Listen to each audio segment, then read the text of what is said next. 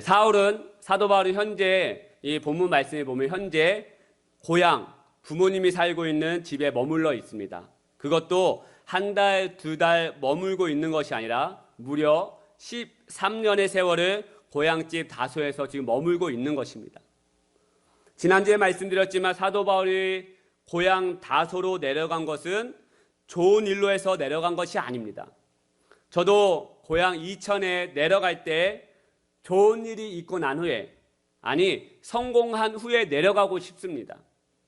하지만 그러지 못하는 마음과 삶으로 내려갈 때는 정말 부모님 뵙기가 쉽지 않습니다. 저희 아버지는 농사를 지으십니다. 그래서 논에 밭에 자주 나가봐야 하십니다. 특히 엊그저께는 이제 모내기를 하셔가지고 계속해서 논에 왔다 갔다 하셔야 합니다. 그런데 아버지가 농가 밭을 다니실 때 물건을 싣고 나가시면 자동차로 끌고 나가시지만 그냥 간단히 논에 물 대는 거나 여러 가지 밭에 뭐가 있나 잠깐 보러 갈 때는 자전거를 타고 가십니다. 근데 그 자전거 타고 가시는 그 모습을 보면 제가 마음이 편치 않아요. 왜냐면 저희 아버지가 나이가 있으시고 무릎이 좋지 않으시기 때문에. 그런데 엊그저께 제가 지금 저하고 사모가 바쁩니다. 애들이 어린이집에 가 있고 재난카드 쓰러 다니라고 아주 지금 바쁘게 제가 지금 돌아다니고 있어요. 근데 송월에 뭐 좀 약국에 뭐 좀 사려고 가는데 뭐가 지나가냐면 제 앞에 어떤 어르신이 사륜 구동 오토바이를 타고 지나다니는 거. 여러분 어떤 건지 아시죠? 바퀴가 네 개 크게 달려 있고 그거 보면 동네 시골 어르신이 많이 타고 다니거든요. 그래서 제가 사모에게 그 오토바이 보면서 이야기했어요. 내가 돈만 있으면 우리 아버지 이거 사주고 싶다 얘기했더니 사모가 제 얘기를 듣더니 이렇게 얘기하더라고요. 그러면 동네에 소문이 다 나지 이렇게 얘기하더라고요. 여러분 무슨 말입니까? 아버지 어머니가 동네 다니실 때 다른 이웃들에게 힘을 줄 수 있다는 말이죠. 자식 잘 둬서 좋겠다라는 말이죠. 저도 고향집에 갈 때 부모님 뵐 때 정말 잘 돼서 가고 싶죠. 사도 바울도 마찬가지였을 것입니다. 하지만 그는 잘 돼서 고향에 내려간 것이 아니죠. 어쩔 수 없이 실패자의 모습으로 누군가에게 쫓기는 신세로 전락된 후 내려간 것입니다. 부모님 뵐 면목이 없었을 것입니다. 그리고 동네 사람들이 사도 바울을 볼 때마다 어쩌다 저 사도 바울이 저렇게 돼버렸나 하는 생각에 사도 바울을 쳐다봤을 것입니다. 그러면 빨리 고향에서 벗어나고 싶었을 텐데 사도 바울은 어찌된 일인지 광야 같은 곳에서 메마른 곳에서 무의미해 보이는 곳에서 13년의 시간을 왜 그곳에서 그 13년의 시간을 보내게 된 것입니까? 저 같았으면 아마 1년 후 지나면 아마 뛰쳐나왔을 것입니다. 여러분 생각해 보십시다. 연예인들이 사고를 쳐도요, 문제를 일으켜도요, 몇 년 후면 다시 방송에 나옵니다. 왜 나옵니까? 처음에는 사고를 쳤을 때 대중들의 반응들이 그 연예인을 죽일 것처럼 이야기하고 다시는 그 연예인을 안 볼 것처럼 이야기해도 시간이 지나면 저절로 그들은 그냥 잊게 됩니다. 그래서 연예인들이 몇 년간의 자숙기간을 거치고 몇 달간의 자숙기간을 거치고 대중의 여론이 잠잠해지면 다시 방송에 나오게 되는 것입니다. 여러분 코로나 터졌을 때는 다른 사람들 만나는 거 우리가 무서웠어요. 하지만 코로나가 제가 설교 준비했을 때는 클럽 사건이 터지기 전이어가지고 저는 잠깐 얘기할게요. 코로나가 이제 잠잠해지고 나는 어떻게 되었습니까? 사람들이 무섭게 뛰쳐나왔어요. 보복 소비다 뭐다 해가지고 백화점 매출이 몇십 프로 올랐다는 이야기를 제가 봤습니다. 그리고 프리미엄 아울렛 이런 데 같은 구찌나 샤넬 같은 이런 프라다 매장 같은 경우는 기본적으로 30분, 40분 줄을 서야 그곳에 들어갈 수 있다라고 하는 기사를 제가 보게 되었습니다. 무슨 이야기입니까? 시간이 지나고 나면 잠잠해지고 있는다는 것이에요. 사도 바울을 죽이려고 했던 헬라파 유대인들도 시간이 어느 정도 지나면 잠잠해졌을 것입니다. 1년, 2년은 사도 바울을 만나면 다시 죽이려고 했겠지만 3년, 4년, 5년이 지나면 사도 바울 그 헬라파 유대인들도 사람인지라 아마 잊었을 것이에요. 마음이 수그러졌을 것이라고요. 그러면 사도 바울은 다시 그곳 고향에서 무의미해 보이는 곳에서 광야 같은 곳에서 뛰쳐나와서 다시 새롭게 마음을 품고 주님의 그 복음을 전하면 되지 않겠습니까, 여러분? 답답해 보이고 무의미해 보이는 시간에 탈출해서 나와서 사역하고 힘을 내서 살아가면 되지 않겠습니까, 여러분? 그런데 사도 바울은, 그 똑똑하다고 하던 그 사도 바울은 무려 13년의 세월을 아무것도 못하고 무의미해 보는 그 시간 속에서 지내게 되는 거예요. 그렇다면 사도 바울은 왜 13년의 시간을 고향 다소, 광야 같은 시간 속에서 지내게 된 것입니까? 그 이유는 사도행전 22장 17절 18절 말씀에 나와 있어요. 제가 한번 읽겠습니다. 후에 내가 예루살렘으로 돌아와서 성전에서 기도할 때 황홀한 중에 봄에 주께서 내게 말씀하시되 속히 예루살렘에서 나가라. 그들은 내가 내게 대하여 증언하는 말을 듣지 아니하리라 하시거늘. 여러분, 사도 바울이 예루살렘에 방문했을 때, 지금 9장 26절부터 31절까지의 말씀에 이때 장면을 회상하면서 이야기하는 거예요. 내가 예루살렘에 방문하여 기도할 때 주님께서 나에게 예루살렘에 대해서 나가라고 명하셨다, 이야기하고 있는 거예요. 예루살렘은 직접 떠날 것을 명령하신 분이 바로 주님이셨습니다. 하나님이셨다고요. 주님의 명령을 듣고 난 후 예루살렘에 있는 주님의 제자들이 사울을 가이사랴까지 데리고 가서 그의 고향 다소까지 내려 보내게 된 거예요. 주님의 명령을 듣고 그렇게 한 것입니다. 따라서 사도 바울은 주님의 명령을 받고 고향 다소로 가게 된 것이죠. 그리고 13년 동안 고향 다소에서 머물렀다고 하는 것은 다소를, 고향을, 부모님 집을 떠나지 말라고 하는 주님의 명령이 13년 동안 없었기에 사도 바울이 고향 다소, 광야 같은 시간 속에서 계속해서 머물러 있었던 것입니다. 사도 바울은 철저히 하나님의 음성에 순종하며 나아갔던 사람이었습니다. 비록 광야 같은 13년의 시간이었지만 아무도 찾아와 주지 않고 아무도 인정해 주지 않고 자신의 눈에 아무것도 이루어지는 것이 보이는 것이 없는 시간으로 13년의 시간을 보냈지만 자신의 마음대로, 내 생각대로, 내 뜻대로 함부로 움직이지 않았습니다. 사도 바울은. 그는 13년의 시간 동안 결코 좌절하거나 절망하지 않았어요. 고향 사람들이, 많은 사람들이 자신을 실패자로 바라보고 생각해도 그는 주님의 명령이 있기 전까지 움직이지 않았습니다. 고향 다소에서 머물고 있는 시간이 무의미하다고 생각하여 자신의 생각대로 나아가지 않았다는 거예요. 자신의 인생을 책임져 주시고 자신의 인생을 새로운 삶으로 이끄시는 주님을 신뢰하는 마음으로 광야 같은 곳에서, 아무것도 보이지 않는 곳에서 오직 주님만 바라보며 나아간 것입니다. 할렐루야. 사랑하는 여러분, 현재 여러분의 삶이 광야 같은 시간으로 나아가고 계십니까? 아무것도 보이지 않고요, 내 뜻대로 되는 것이 아무것도 없고요, 무의미한 시간을 보내는 것 같고요, 아무도 찾아와 주지 않고 누군가에게 필요 없는 인생이 되어버린 것 같은 인생의 광야 같은 시간으로 보내고 있는 분들이 계십니까? 그렇다면 여러분의 힘으로 이 광야를 탈출하려고 노력하지 않기를 권면하여 드립니다. 광야는 여러분이 탈출하고 싶다고 하여 탈출할 수 있는 곳이 아닙니다. 광야는 하나님이 건져내 주셔야지, 하나님이 붙들어 주셔야지 나올 수 있는 것입니다.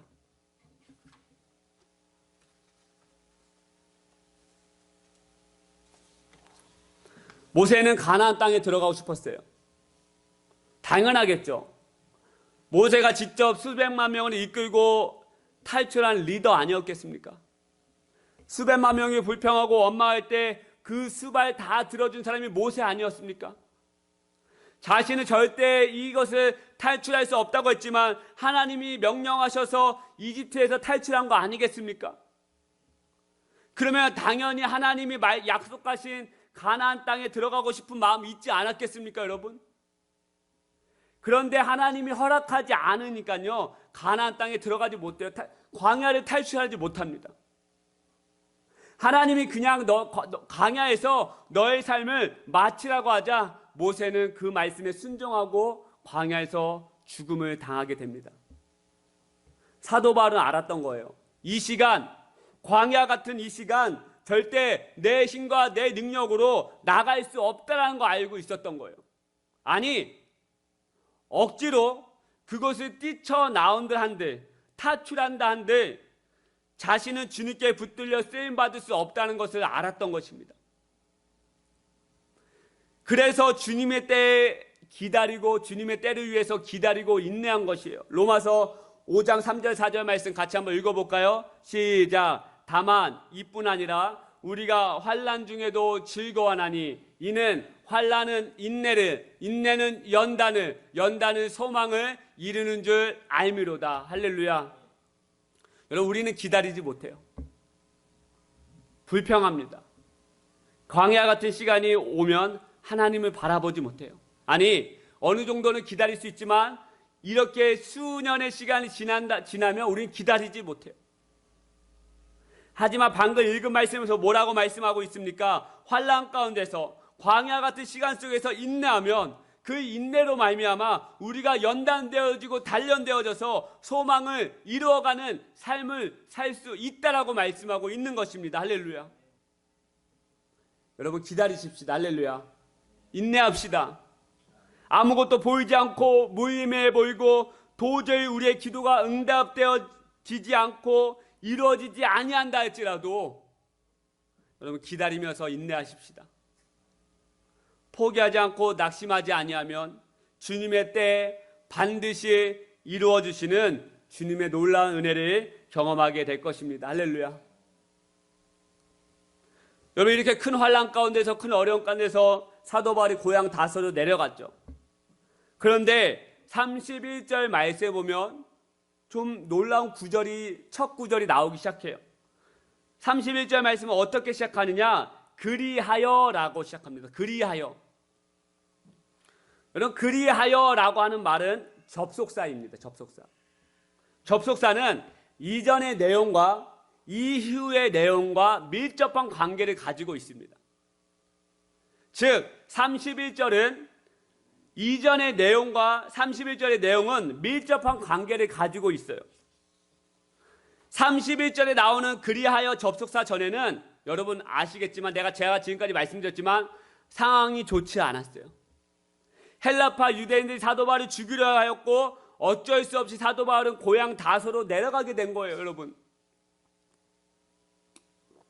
그런데 이 상황 뒤에 나오는 31절의 말씀이 놀랐습니다. 31절 말씀 같이 한번 읽겠습니다. 시작. 그리하여 온 유대와 갈릴리와 사마리아 교회가 평안하여 든든히 서가고 주를 경외함과 성령의 위로로 진행하여 수가 더 많아지니라. 이 말씀은 작년 저희 교회의 표였습니다. 너무나도 놀라운 구절이죠. 이 구절로 말미암아 많은 교회들이 아마 표를 삼고 아마 든든하여 수가 더 많아지는 교회, 이 교회를 정말 사모하는 마음으로 이 구절을 많이 이렇게 믿음의 말씀으로 취합니다. 너무나도 놀라운 구절이에요. 그런데 여러분, 이 말씀 전에는 분명히 상황이 좋지 않았다고 제가 말씀을 드렸습니다. 헬라파 유대인들이 사도 바울을 잡아 죽이려고 난리친 상황이에요. 그리고 어째서인지 사도 바울이 고향을 내려가게 된 것이죠. 그런데 31절 말씀에 보니까 온 유대와 갈릴리아 사마리아 교회가 평안하여 든든히 서가 수가 더 많아지는 놀라운 부흥의 역사가 일어나고 있다라고 지금 증거하고 있는 거예요, 여러분. 30절의 내용과 31절의 상황은 전혀 연계성이 없어 보입니다. 사도 바울이 복음을 전했을 때 상황이 너무 좋지 않았어요. 헬라파 유대인들이 사도 바울을 죽이려고 하였어요. 그래서 사도 바울은 어쩔 수 없이 광야의 시간으로 내려갔습니다. 그럼 31절에 어떻게 나와야 하느냐? 그리하여 현재 교회의 상황은, 분위기는 너무 좋지 않다, 이렇게 나와야 돼요. 이 구절이. 쉽게 말씀드릴게요. 우리의 자녀가 아픔을 당하고 있다. 또한 나의 아내가, 나의 남편이 직장에서, 사업장에서 어려움을 당하고 있다. 그리하여 우리 집 분위기는 전혀 좋지 않다. 여러분, 이 말이 당연하지 않겠습니까? 지금 직장이 좋지 않다. 코로나로 인하여 많은 사람들이 해고당하고 나의 사업장은 적자를 면하지 못하고 있다. 그리하여 앞날의 상황이 보이지 않고 현재 직장과 사업장의 분위기가 매우 침체되어 있다 라고 하는 것이 당연한 이치이고 맞는 말이지 않겠습니까, 여러분? 여러분, 그리하여 라고 하는 접속사는 이렇게 쓰여지는 거예요.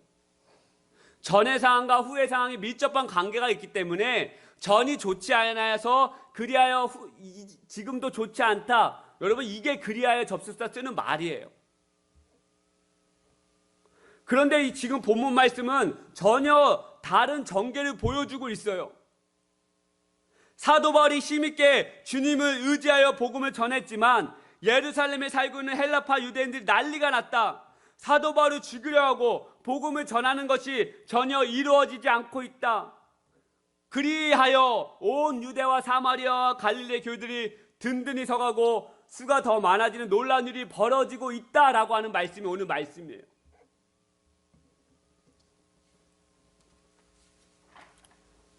전혀 우리의 머리와 상식으로는 이해되지 않는 구절입니다.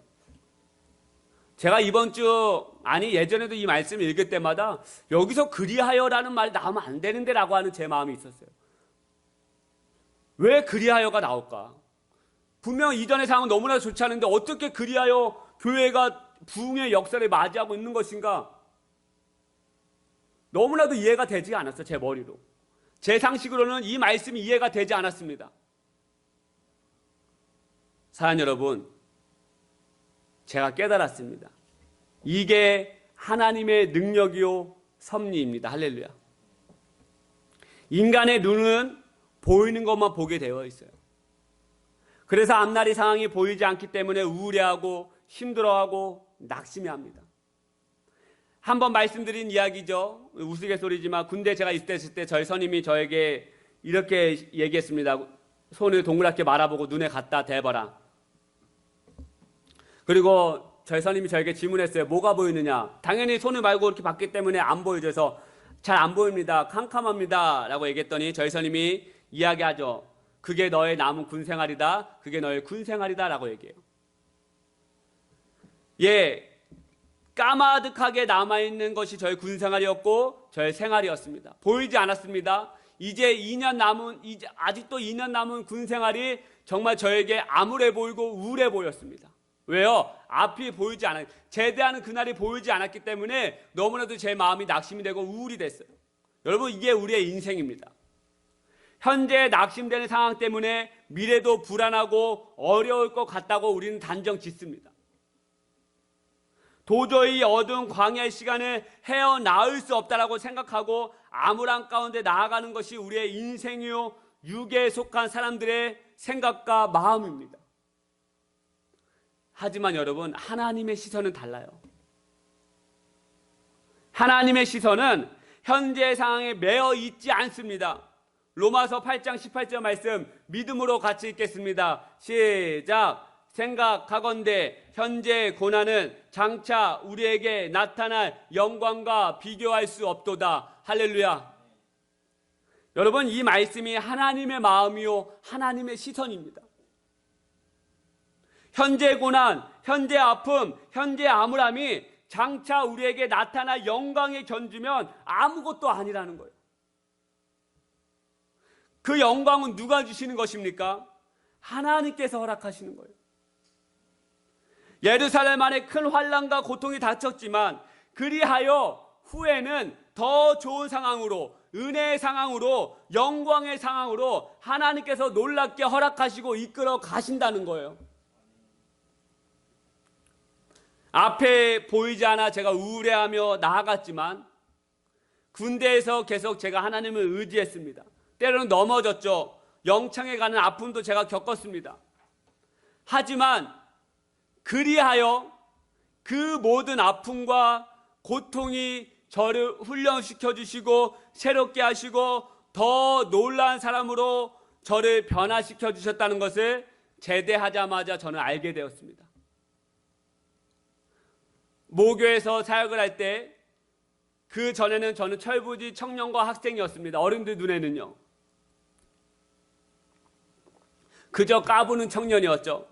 하지만 군대에서 제대한 저는 주님께 쓰임받는 사역자가 저는 되어 있었습니다.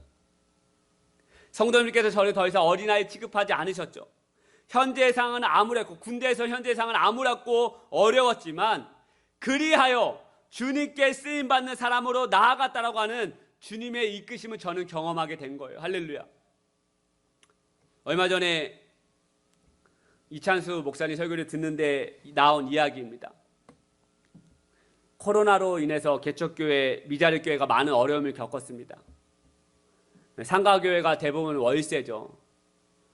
그런데 성도들이 모이지 못하게 되자 헌금이 나오지 못하고, 그래서 월세를 감당하지 못하는 상황에 이르게 되는 교회가 너무나도 많았어요.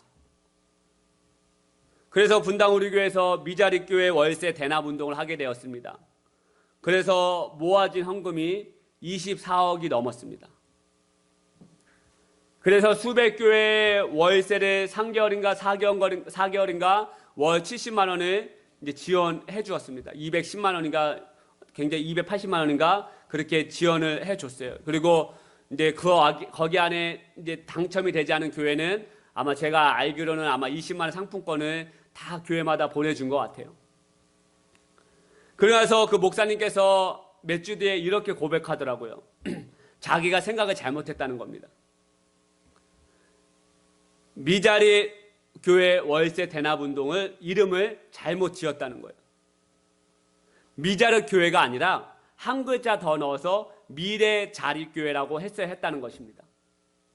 그 이유가 미자리 교회는 과거와 현재의 모습을 나타내는 것이고, 미래자립교회는 겨자씨가 결국 큰 나무를 이루는 하나님의 꿈이 심어져 있는 거라는 것입니다. 여기에 제가 큰 은혜를 받았어요.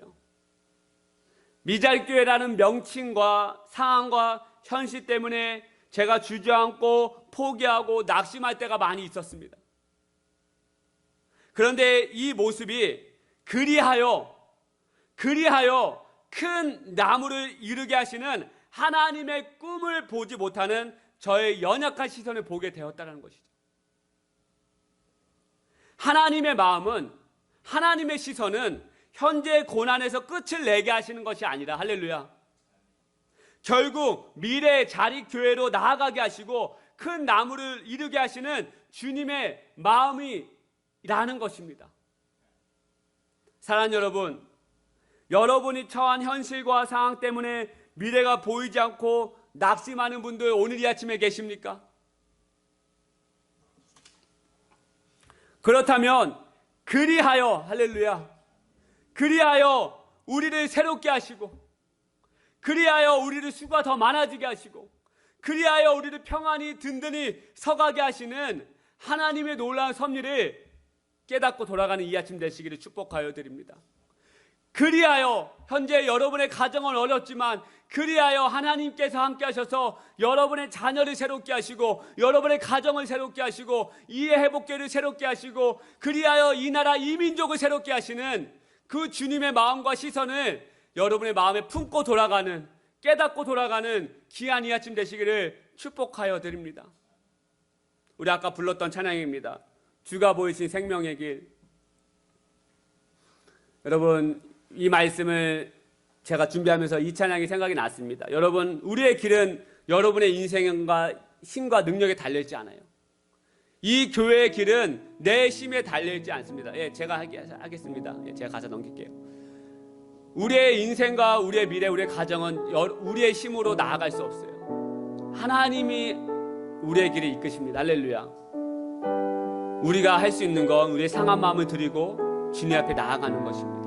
여러분, 이 가사를 묵상하면서 욥의 고백이죠. 현재 상황은 너무나도 암울하죠. 현재 있는 상황은 너무나도 괴롭습니다. 앞이 보이지 않아요. 깜깜합니다. 하지만 그리하여 주님께서 함께 하셔서 놀라운 역사를 이루게 되는 것을 경험하게 된 것이죠. 내가 단련되어져서, 내 속사람이 강건해져서, 그리하여 하나님께서 쓰임받는 가정, 하나님께서 책임져 주시는 가정, 교회, 하나님의 꿈이 우리 가운데 함께하길 소망하면서 이 가사를 묵상하면서 우리 같이 믿음으로 한번 찬양하십시다.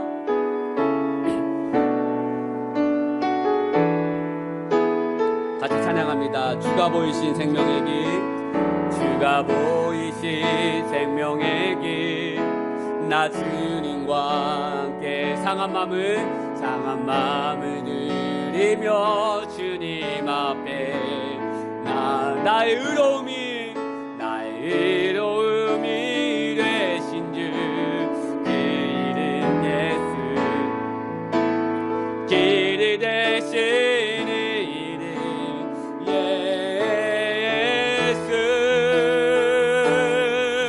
날개 오직 그가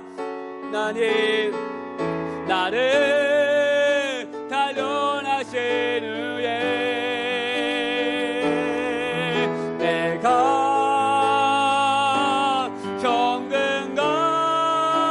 정금같이 나오리라. 다시 한 번 더 주가 보이신 생명의 길, 나 주님과 함께 상한 마음을 드리며 주님 앞에 나가리.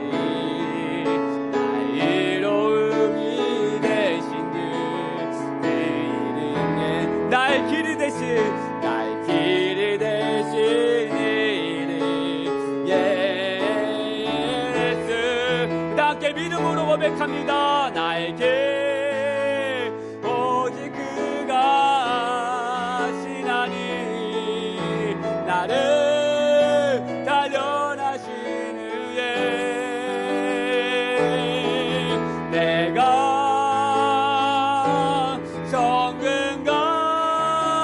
정금같이 나오리. 그리하여 우리에게 인도하시는 주님 앞에 나에게 오직 그가 신하니 나를 단련하신 후에 내가 정금같이 나오리. 그리하여 우리를 이끄시는 주님 앞에 나에게 오직 그가 신하니 나를 단련하신 후에 내가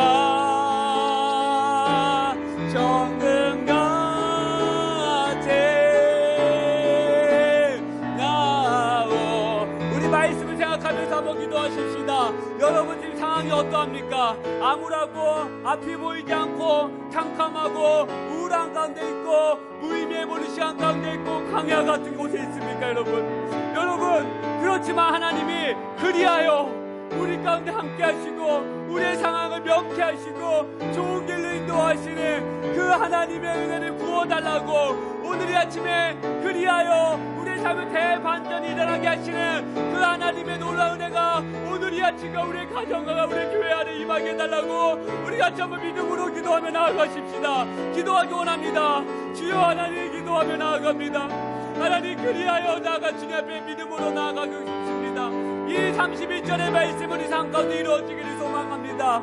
광야 같은 시간 가운데 있다면 인내하며 소망하며 연단하며 나아가기를 소망합니다. 내 힘으로 탈출하기 원하지 않습니다. 내 힘으로 뛰쳐나오지 않기를 소망합니다. 주님의 내에 나아가기를 원합니다. 그리하여 우리의 상황을 더 좋게 하시고 그리하여 우리의 상황을 수가 더 많아지게 하시고 그리하여 우리의 교회 미래 자리교회로 나아가게 하시고 그리하여 우리의 삶을 더 풍성하게 하시고 그리하여 우리의 자녀를 이렇게 세워주시고 그리하여 우리의 가정의 자녀들을 회복하게 하시는 그 하나님의 은혜가 오늘 이 아침에 우리 가운데 부어지게 하여 주옵소서. 하나님 우리의 마음을 새롭게 해주시고 우울한 가운데 나아가지 않게 해주시고 믿음으로 나아가게 해주시고 성령의 위로와 충만한 은혜가 오늘 이 아침 우리 가운데 충만하게 부어주시옵소서. 사랑하는 모든 하나님의 백성들 가운데 그리하여 놀라운 은혜가 부어질지어다. 그리하여 회복이 일어날지어다. 있지어다. 그리하여 우리의 마음의 상함과 회복이 일어나 있지어다. 그리하여 이 나라 이 민족 가운데 주의 소망함이 일어나 있지어다. 주여 하나님, 우리가 주 앞에 나아갑니다. 하나님, 우리가 주님의 소망함으로 나아갑니다. 우리가 기도하며 나아가며 원합니다. 주여 연약합니다. 주여 부족합니다. 주여 낙심치 않게 하여 주옵소서. 이 광야의 시간 하나님 더 바라보게 하여 주옵소서. 이 광야의 시간 하나님 더 바라보게 하여 주옵소서. 오 주여 성령 역사해 주시고, 하나님 주님 사랑합니다. 주님 아버지 찬양합니다. 주님 주여 주님 성령으로 충만케 하옵소서. 성령으로 충만케 하옵소서. 주님 나를 단련하신 후에 내가 주님 정든같이 주님 나고 우리 믿음으로 한번 고백하기 원합니다. 나에게 오직 그가 나에게